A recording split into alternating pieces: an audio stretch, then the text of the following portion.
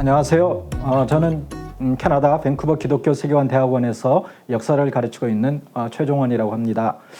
이번 청아랑 아카데미에서 지난 교단 총회에 대한 평가를 제게 잠깐 해달라고 이제 부탁을 해서 제가 이 카메라 앞에 섰습니다. 실은 제가 목회자나 신학자 그리고 혹은 한국에 거주하고 있는 사람이 아니기 때문에 제가 세부적으로 교단 총회가 어떤 식으로 진행되고 또 교단 총회에서의 결과 이것이 어떤 교단 내부에 영향을 미치는지에 대해서 제가 잘 아는 입장이 있다라고 할 수는 없겠습니다. 그러나 어쩌면 세부적인 내용을 얘기하는 것 이상으로 한 달이 건너서 혹은 한 걸음 떨어져서 그 교단 총회가 우리에게 주는 어떤 의미가 무엇일까 혹은 한국교회 향후 지형도에서 어떠한 영향을 끼칠까를 한번 생각해 보는 것, 이것도 의미가 있다 싶습니다. 그런 차원에서 제가 생각하는 교단 총회에 대한 결산을 한 3가지 정도로 이제 나눠서 생각을 해 보려고 합니다. 개인적으로 저는 지난번에 교단 총회가 의외성이기보다는 역설적으로 한국 교회가 서 있는 지점을 너무나 명확하게 잘 보여주었다. 요즘 최근 몇 년 동안 한국의 뉴스나 미디어에서 주목받는 한국 교회의 목소리는 대부분의 보편의 그리스도인들이 생각하기에는 굉장히 치우쳐진 목소리다라는 생각을 많이 했거든요. 예컨대 광장에서 울려지는 반정부 혹은 여러 가지 이런 거친 목소리들이 결코 한국 교회를 대표하지 않는다라는 우리 나름의 자의식 혹은 자존심 이런 게 있었거든요. 근데 저는 어쩌면 그 광장의 목소리가 조금 더 다르게 고급지게 혹은 순화되게 표현됐을지 모르지만 교단총회에서 나오는 목소리와 크게 다르지 않을 수 있겠다라는 생각을 저는 하게 됐습니다. 그렇게 하게 된 그렇게 생각하게 된 또 하나의 작은 단초라면 아마도 8.15 광복절 전후로 한때 교계에서 신망을 얻었던 교계 원로분들이 설교에서 보여준 그 역사의식에 대한 논란, 이게 그런 생각을 우리가 더 고민하게 만들었는지도 모르겠습니다. 제 개인적인 평가를 한다면 그분들의 목소리는 어쩌면 한국교회 70년대 이후부터 지금까지 쭉 원로로서 혹은 교회 어른으로서 혹은 리더로서 가져온 자연스러운 형성된 역사의식의 귀결이겠다 싶은 것이지요. 그리고 교단 총회에 참여한 총대들, 연령대로 보면 거의 이제 60대 이상인 분들이 꽤 많은 수를 차지하실 텐데 한국 교회의 어떤 급성장기에 목회를 하시고 어떤 부분 일정한 목회의 성공을 거두신 분들, 이 한국 사회의 변화 속에서 나름의 입지를 구축한 분들이 가지고 있는 전반적인 시각이 이번 총회에서 나타난 시각이겠다 싶은 거죠. 그 전반적인 시각이라 하면 한국 교회가 오늘 부딪히고 있는 이 위기에 대한 대처 방식을 제가 얘기 드리고자 한 겁니다. 한국 교회가 위기라는 것에 대해서는 어느 누구도 쉽게 이제 거부하지 못하는 어찌 보면 너무나 명확한 현실이죠. 그런데 그분들이 생각하는 위기를 극복하는 방식은 광장에서 들려지는 목소리나 혹은 한때 어른으로 이렇게 칭송받던 분들이 설교단에서 하시는 목소리나 크게 다를 게 없었다라는 거거든요. 그 메시지의 공통된 것이 무엇일까요? 저는 그렇게 생각합니다. 교회가 현재 닥치고 있는 어려움, 고민 혹은 곤란한 지점을 스스로를 성찰하면서 풀어나가고자 하기보다 그것을 무너뜨리는 외부의 적을 상정함으로써 손쉽게 적을 만들어서 나의 정당성을 그 적에 대비해서 확보하고 구축하고자 하는 시도이지요. 즉 다른 이가 틀렸기 때문에 우리는 정당해야 된다라는 의식을 이분들은 이제 가지고 계신 것이죠. 그 대표적으로 저는 이번 총회에서 몇 명의 신학자들 혹은 목회자들에 대해서 이단 판정을 여러 교단에서 아주 보수적인 교단에서 했지요. 그리고 한 유명한 신학교 교수분들에게는 특정 교단에서 교류 금지라는 이런 결과도 냈습니다. 그리고 6개 복음주의 단체에 대한 조사 결과를 이제 봐도 실은 저도 이 보고서를 몇 읽어봤습니다만 특정한 내용을 문제 삼기보다는 자신들의 교단이 가지고 있는 교단 신학을 근거로 신학의 다른 점에 대해서 비판하고 문제를 삼은 것이거든요. 이거는 어찌 보면 굉장히 기초적인 차이와 다름을 과하게 오버액션해서 이제 비난하거나 정죄하고 또 그것을 어떤 문제시한, 저는 그 결정 자체나 또 혹은 그 논의, 신학적인 기준을 삼아서 논의한 그 자체가 별로 설득력 있지 않은 그런 것이었거든요. 예컨대 느헤미야 기독연구원 같은 데에 대해서 문제 제기한 것이 뭡니까?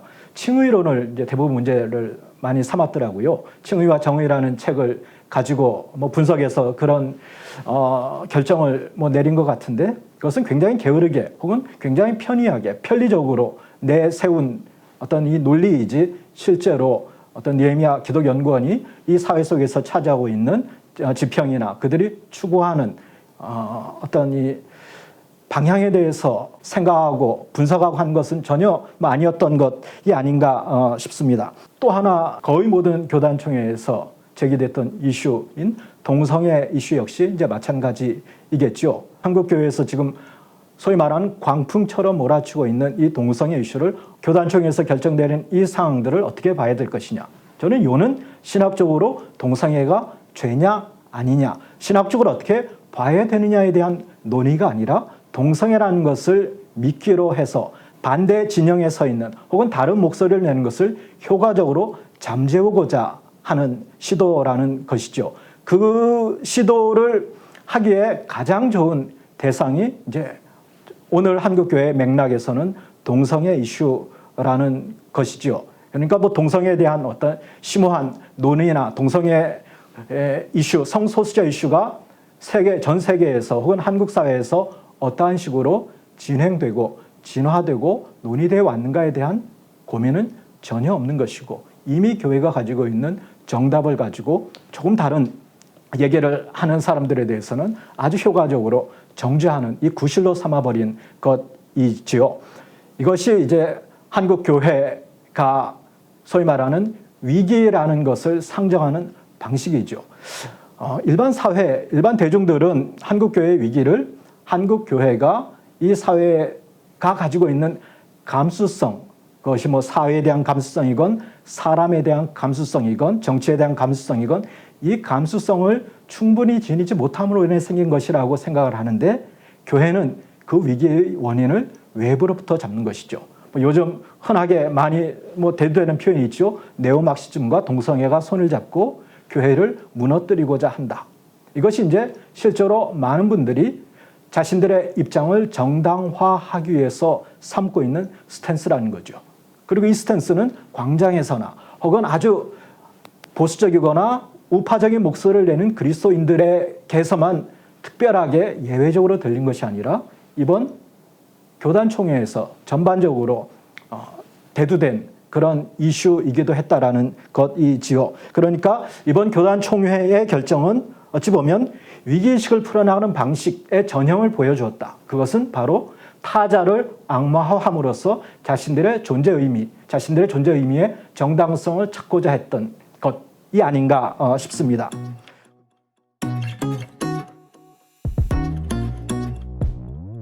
그리고 두 번째로 제가 이 교단총회에서 이루어진 논의를 보면서 생각했던 것은, 논의가 어떤 것이 이루어지고 어떤 결정이 내려졌느냐 이전에 그곳에 참석한 사람들이 과연 일반 그리스도인들, 보편적인 그리스도인들의 민의를 대변할 수 있는 구조인가 싶은 거죠. 즉 예컨대 그리스도인의 절반을 차지할 여성의 목소리는 거기에서 들려졌는가, 혹은 교회의 상당 부분, 혹은 교회의 미래라고 교회가 그렇게 드높여 외치는 청년들의 목소리는 그곳에서 들려지고 있는가. 이것이 이제 근본적이고 구조적인 문제일 수 있겠다 싶습니다. 총회 몇 명이 참석하고 또 어떤 사람들이 그 총회에 참여하는가를 우리가 생각할 때 과연 그 사람들의 참여한 수가 그 그룹을 대표하는 대표성의 목소리를 낼 수 있는가?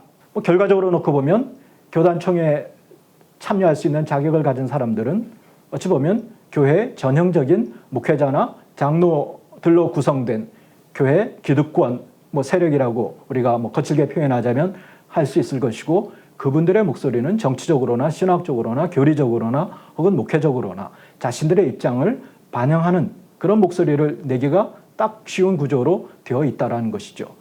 실은 우리가 몇 년 전만 하더라도 이 총회를 참관하거나 하는 분들이 가장 고민하면서 들었던 것이 뭡니까? 교회 개혁이라는 이슈였거든요. 거기서 주로 다뤘던 이슈들은 어떤 게 있겠습니까? 교회 세습의 금지나 혹은 목회자의 전행이나 이런 어떤 이 개별적인 교회에서 부딪히고 있는 디테일한 사안에 대한 이슈였던 것 같습니다. 근데 최근에 이 교단 총회가 의외로 발견하게 된, 스스로도 인식하지 못했던 의외의 힘은 무엇인가 하면 교단 총회에서 더 큰 결정을 내릴 수 있게 됐다라는 거지요. 즉 과거에 교단 총회에서 세습을 금지하는 것을 결정했다라면 지금은 교단 총회가 아주 간편하게 그것을 이제 뒤집는 결정을 할 수 있고, 혹은 교단 총회에 헌의하기만 하면 나와 다른 색깔을 가진 그룹이나 개인에 대한 조사를 요청하는, 즉 교단 총회가 무소불위의 권력을 가진, 그리고 실제로 그 권력을 행사할 수 있는 구조로 되어버렸다라는 의외의 저는 결과가 최근 몇 년간 생기지 않았나 그런 생각을 합니다. 그것이 이제 대표적으로 지난해 6개의 진보적인 개신교 그룹 모임에 대한 어떤 신학적인 평가를 해달라는 헌의가 올라왔고, 그것이 받아들여진 것. 그리고 지난해에도 이미 그랬죠. 타교단 목회자에 대해서 어떤 이단으로 정죄하거나 이단으로 치부하고 어떤 비난하는 이런 일들이 일어난 것. 이것이 이제 과거에는 그렇게 주목받는 사례들이 아니었었을 것 같습니다. 왜냐하면 실제로 교단총회가 그런 목적으로 사용된 것 같지는 않았거든요. 근데 최근에 이제 교회가 전방위적으로 부딪히는 이 위기를 대응하는 방식으로 교단총회가 진화한 것이죠. 저는 어떤 면에서 요즘의 교단총회는 마치 한국에서 모든 이슈를 검찰에 고소 고발을 해서 검찰이 결과적으로 모든 힘을 거머쥐게 되듯이 앞으로 교단총회도 그런 식의 역할을 맛을 보았고 앞으로도 그런 식의 역할을 할 수 있게 더 확대되지 않을까라는 그런 생각을 하게 됩니다. 그러다 보니까 이 교단총회가 고민하고 나가야 될 한국 사회 속에서 교회의 역할, 우리가 이걸 공공성이라고 표현할 수도 있고 공적인 신학이라고 표현할 수도 있겠습니다만, 교회가 점차 한국 사회라는 그 구조 안에서 자신들이 고민할 지점,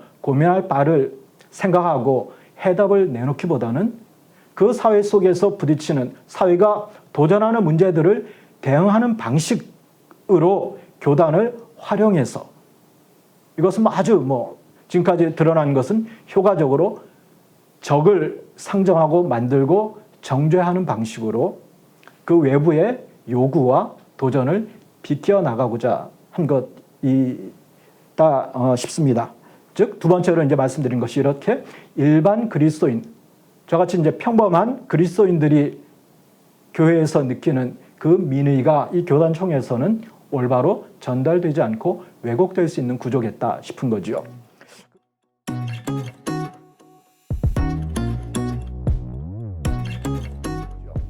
그리고 세 번째로 제가 최근에 이 교단총회를 보면서 제 개인적으로는 어찌 보면 가장 크게 문제의식이 들었던 지점이기도 합니다만, 신학의 역할이 무엇인가 혹은 신학교의 역할이 무엇인가에 대한 근본적인 물음과 고민이 제기된 것이지요.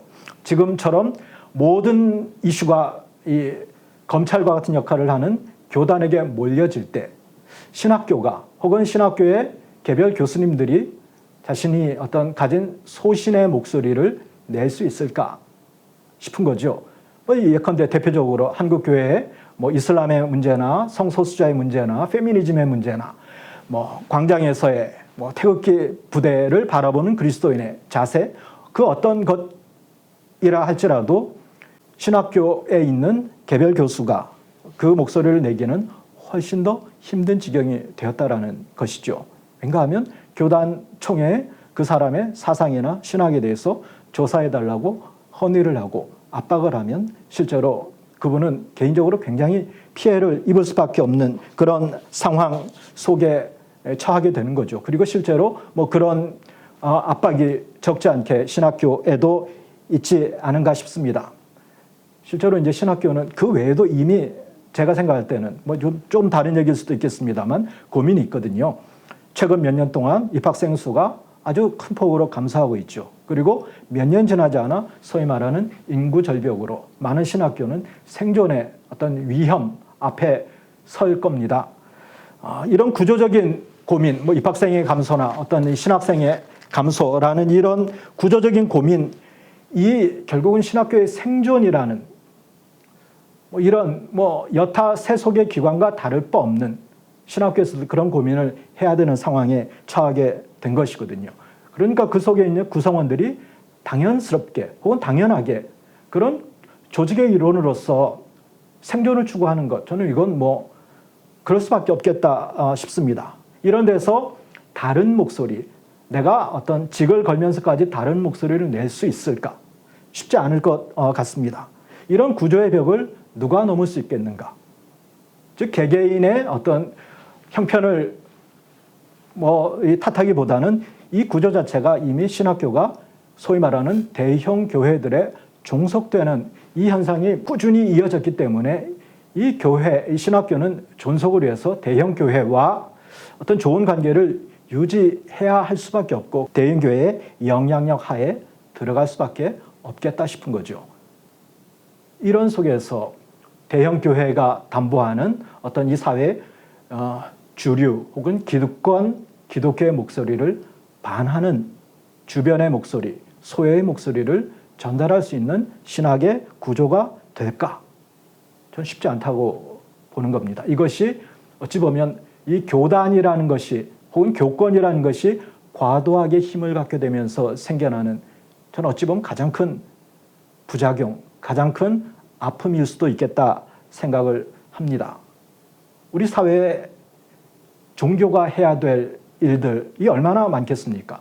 소외된 자, 들려지지 않는 목소리를 대변해 주는 것, 이것이 교회나 종교가 일반적으로 해야 될 가장 중요한 사명일 겁니다. 교회가 그런 역할을 방기했을 때 문제와 또 개혁의 요구에 봉착하는 그런 문제를 안고 있었죠. 그러나 전통적으로 그런 제도 교회를 견인했던 것은 새로운 신학적인 발견이거나 어떤 개혁의 목소리들이 나왔기 때문에 가능했던 것이거든요.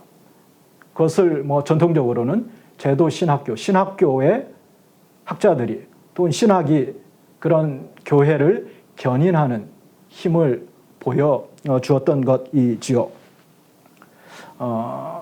조금 더 얘기를 뭐 다른 얘기로 한번 잠깐 넘어가 보면 우리가 종교개혁이 1517년에 일어났는데요.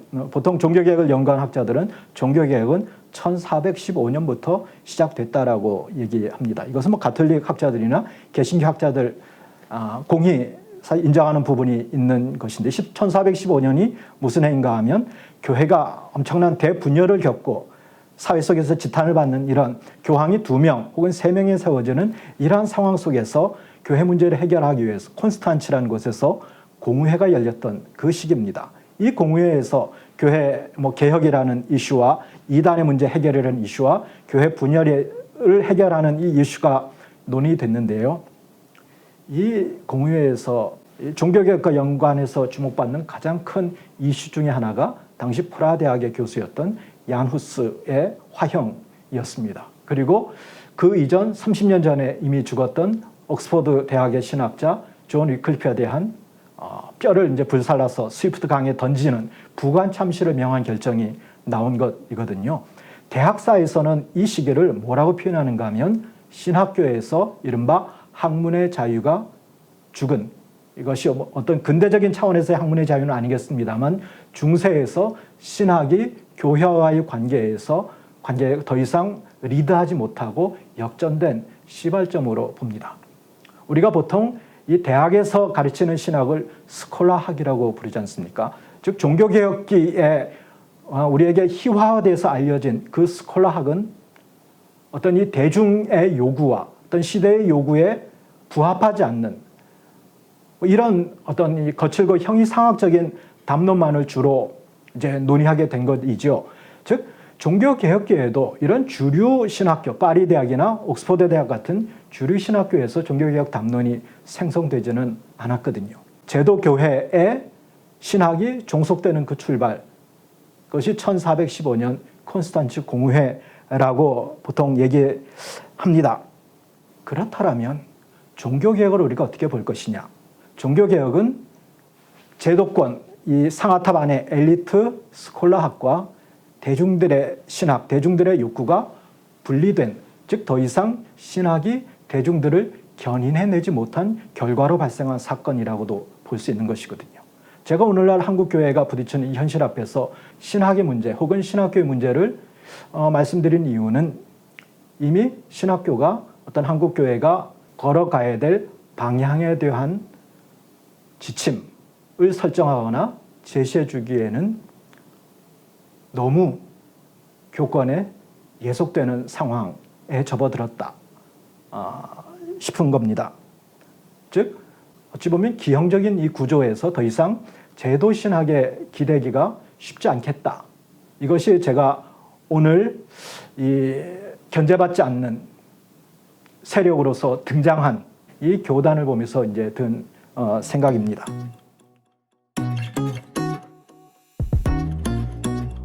당연히 뭐 그런 질문을 뭐 던지시겠죠. 그렇다면 뭐 길이 있기는 있는 것일까? 뭐 쉽지 않은 것일 것 같습니다. 가장 뭐 우려되는 것은 이 왜곡된 구조가 고착되는 것이겠죠. 확대되고 강화되는 것일 겁니다. 그리고 실제로 아마도 이 구조는 쉽게 변화하지 않을 겁니다. 우리는 몇 해 전 한국 사회의 어떤 이 잘못된 사회의 혹은 국가의 행태에 대해서 뭐 촛불이라는 것으로 맞서서 사회 변화를 경험한 적이 있습니다. 그리고 그때 뭐 제가 듣기로 한국의 많은 젊은 그리스도인들이 그 촛불 집회에 많이 참여해서 어떤 변화에 일조했죠. 같은 맥락에서 과연 한국 교회의 변화를 견인하는데 젊은 목소리들이 역할을 할 수 있을까? 아마 뭐 아이디얼하게는 뭐 그런 목소리들이 반영되고 또 대두되고 나가는 것, 뭐 아이디얼하겠습니다만, 뭐 저는 개인적으로는 그것은 거의 뭐 불가능하지 않을까 싶습니다.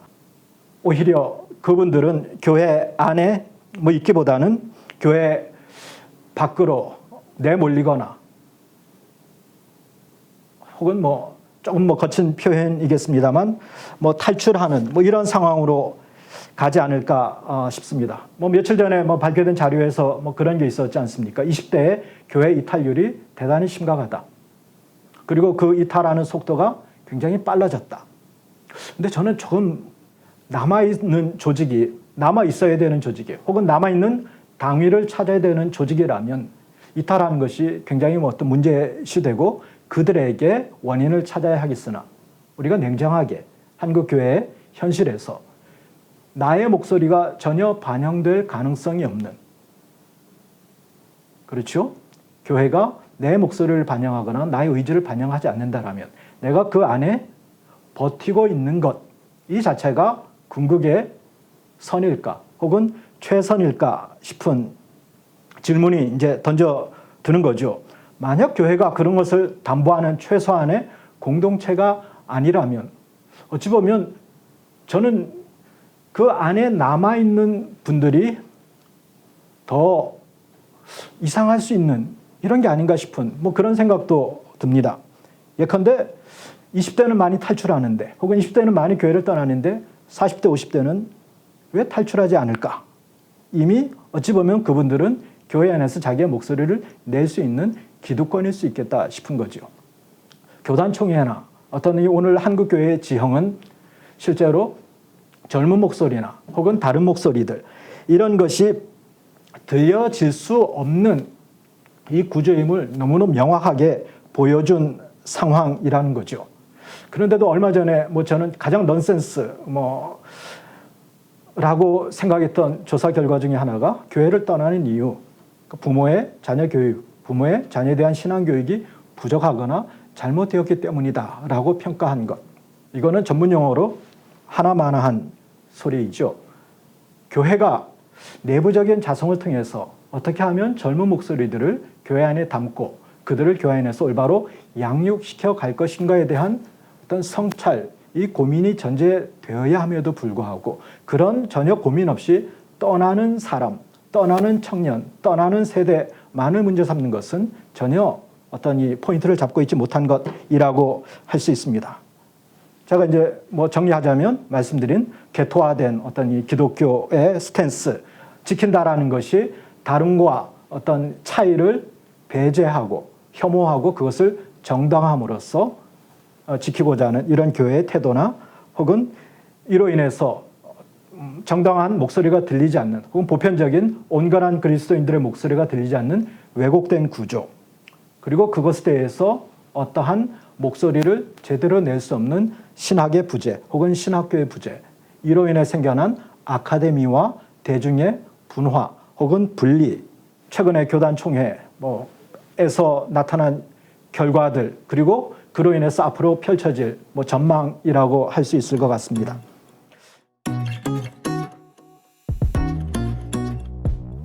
근데 저는 이제 조금 여기에서 한 걸음 더 나가서 그럼 희망이 있을까, 희망이 없을까? 과연 희망을 만들어낸다면 어떤 것이 가능할까? 이런 생각까지 이제 조금 해보게 됩니다. 예컨대 이런 거죠. 가톨릭 교회는 한 2000년을 쭉 지내오면서 여러 가지 문제도 많이 일으켰고 또 시비거리도 많았지만 2000년을 끊임없이 자기 갱신을 하면서 왔다란 말이죠.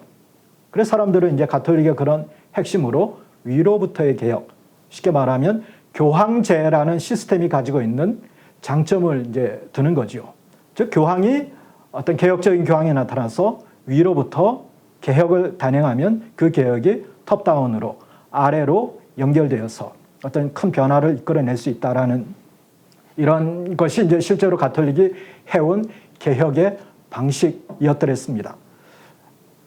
이런 가톨릭의 개혁의 방식에 대해서 이제 개신교인들은 좀 그런 얘기를 하죠. 우리 개신교는 그런 하나의 중앙 집권화된 하나의 중앙의 힘이 모아진 것이 아니라 각 개교회 중심이기 때문에 그런 식의 변화를 기대할 수는 없다라고 생각을 하고 어떤 그런 식의 변화에 기대는 것은 현실적이지 않다라는 얘기를 합니다. 근데 저는 가톨릭의 어떤 이런 변화에 대해서 우리가 놓치고 있는 것은 적어도 두 가지라고 생각합니다. 첫째는 위로부터의 개혁은 그저 일어난 것이 아니라 아래로부터의 끊임없는 압박에 대해서 위로부터 나온 반응일 수 있겠다라는 것이죠. 즉 위로부터의 개혁의 전제는 위에서 알아서 개혁을 했느냐, 이게보다는 밑에서 끊임없는 개혁의 요구, 피 흘리면서 혹은 여러 가지 경로를 통해서 개혁의 요구들이 있어 왔고 교황이나 어떤 이 지도 세력이 그것을 받아서 자기 쇄신을 한 결과라는 거죠. 첫째는 아래로부터의 끊임없는 개혁의 요구와 둘째는 지도 세력의 공교회로서의 책임감이겠죠. 이 원칙, 아래로부터의 요구와 공교회에 대한 책임감, 이 원칙은 개신교나 가톨릭이나 차이가 없을 겁니다. 즉 우리가 교회 개혁을 이루고 또 성취하기 위해서 애써야 될 것은 끊임없는 아래로부터 이러한 개혁, 어떤 집합적인 목소리가 전달돼야 되는 거죠. 그리고 그러한 목소리를 끊임없이 만들어낼 방식을 궁구해야 되는 것이겠죠. 그리고 또 하나, 그로 인해서 지도 세력, 지도부가 성찰할 수 있는 그것이 자의적이건 강제적이건 공교회에 대한 성찰할 수 있는 거리들을 끊임없이 요구하고 요청해야 되는 것일 겁니다. 그래서 저는 아주 현실적으로 이런 상황에 대해서 대안일 수도 없고 혹은 하나만한 역시 소리일 수도 있습니다만 젊은 목회자들이 이것에 대해서 문제의식을 가지고 압박을 하는 수밖에 없다라는 생각을 합니다. 적어도 이 사회에 대해서, 이 교회에 대해서 가장 큰 문제의식을 가지고 있는 이 그리스도인 세력이라고 한다면 저는 뭐니 해도 젊은 목회자들일 수밖에 없다고 생각을 합니다. 그분들이 어떤 부교육자로 뭐 사역을 하시건, 뭐 개척교회에서 사역을 하시건, 혹은 뭐 큰 교회에서 담임으로 사역을 하시건 간에 이 목소리, 어떤 시대에 대해서 문제의식을 가진 보편의 목소리를 대변해 줄 수 있는 이것이 하나의 어떤 연대하는 목소리로 나올 수 있어야 한국 교회가 희망을 볼 수 있을 거라고 저는 생각을 합니다. 저는 뭐 냉정하게 보자면 그 역할을 과거 뭐 제도권 신학이 했다면, 혹은 신학교에서 그런 역할을 했다라면 지금 저는 신학교에 그런 기대를 하기에는 너무 늦은 것이 아닌가라는 생각을 합니다. 더불어서 이 흐름을 견인해 줄 수 있는 비제도권 아카데미의 역할 역시 우리가 무시할 수 없을 것 같습니다. 앞서 종교개혁의 예를 들었습니다만 종교개혁기에 뭐 파리 대학이나 옥스퍼드 대학이 철저하게 교권에 종속됐을 때 종교개혁의 목소리를 낸 대학들은 신생대학 혹은 비주류 인문학 아카데미들이었다라는 거죠. 오늘 뭐 한국의 뭐 여기저기에서 꼭 뭐 제도 신학뿐 아니라 대안적인 어떤 목소리를 내고자 궁구하는 여러 어떤 신학 단체들이나 그룹 혹은 연구회들이 어쩌면 엘리트와 대중 사이에 잃어버린 그 고리를 연결시켜 줄 수 있는 아주 현실적인 그리고 직접적인 역할들을 해줄 수 있겠다 싶습니다. 뭐 이것이 이제 제가 뭐 두 번째로 기대하는 바이고요. 뭐 세 번째로는 이건 뭐 일어나지 않아야 되고 뭐 일어나는 것이 바람직하지는 않겠습니다만 결국은 젊은이들이 교회에 빠져나가는 것, 이것이 역설적이기에 한국 교회의 희망이 될 수 있다는 것이죠. 그분들이 빠져나가는 것 자체가 희망이라는 것이기보다 그것에 대한 경각심을 뭐 교권이나 제도권 안에 있는 분들이 가진다라면 어떻게 풀어나가야 될 것인가 전향적으로 생각해 볼 수 있을 것 같습니다. 이런 뭐 세 가지 뭐 누구나 다 생각할 수 있고 또 뭐 솔직히 뭐 저도 하나만 뭐 얘기 같습니다. 그런데 이 세 가지가 뭐 전제가 될 때, 즉 아래로부터 끊임없는 압박과 아래로부터 대안을 만들어 나가는 노력이 이루어질 때 한국 교회는 이 위기 앞에서 한 단계 성장할 수 있는 이 위기를 뭐 극복하고 대나무에 한 견고한 마디를 형성할 수 있는 그런 오히려 기회가 되지 않을까 싶습니다. 이를 위해서는 뭐 저는 개인적으로 끊임없이 그리스도인들이 스스로 읽고 성찰하는 능력을 갖춰나가는 이 노력을 게을리하지 않는 것, 의식 있는 그리스도인들에게 그 노력, 그것이 이제 우리에게 가장 기본적으로 요구되는 것이겠다 싶습니다. 그리고 이 인식을 젊은 목회자 그룹이나 혹은 대안적인 신학이나 아카데미가 견인해 줄 수 있는 어떤 연대의 힘을 마련해 가지 않으면 새로 읽고 쓰는 능력을 갖추게 된 분들은 교회를 떠날 수밖에 없는 혹은 교회 밖으로 내몰릴 수밖에 없는 상황이 가속화될 것 같은 그런 두려움이 저는 있습니다. 그렇기 때문에 저는 오히려 지금 더 목회자들 혹은 아카데미에 대한 기대 그리고 그들의 역할에 대한 우리가 응원 이것이 더 필요하지 않은가 뭐 그런 생각을 합니다. 요컨대 이거죠. 교단은 너무나 당연하게 그런 반응을 보일 수밖에 없다. 그리고 그것이 옳건 그르건 지금 시대의 기득권 그리스도교, 기득권 개신교를 대표하는 목소리이다. 만약 그 목소리가 정상적이지 않고 우리의 민의나 어떤 이 성서의 가치를 대변해 주지 않는다라면 우리는 새로운 흐름을 만들어갈 책임이 있다. 이것이 이제 저는 이 교단 총회나 앞으로의 어떤 이 흐름을 바라보는 전제가 돼야 되지 않은가 싶습니다. 그렇기 때문에 그들의 흐름과는 별개로 우리가 여기 오늘 만들어갈 수 있는 흐름, 생성해 나갈 수 있는 그 새로운 동력은 무엇일까를 끊임없이 고민하고 연대하면서 만들어가는 것. 이것이 실제 우리에게 필요하지 않나 싶은 겁니다. 여기까지 뭐 제가 뭐 간단하게 주저리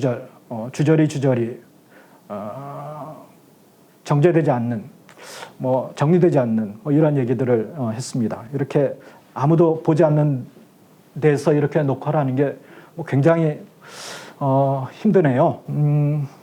그러나 이 얘기를 가지고 우리가 조금 더 구체적으로 할 수 있는 것이 무엇인가를 고민하고 발전시켜 나갈 수 있다면 좋겠습니다. 지금까지 들어주셔서 감사합니다. 기도, 시민, 교양의 키워드로 매달 진행되는 청어람 원례 강좌. 동영상 생중계 및 다시 보기 컨텐츠는 여러분의 후원으로 만들어집니다.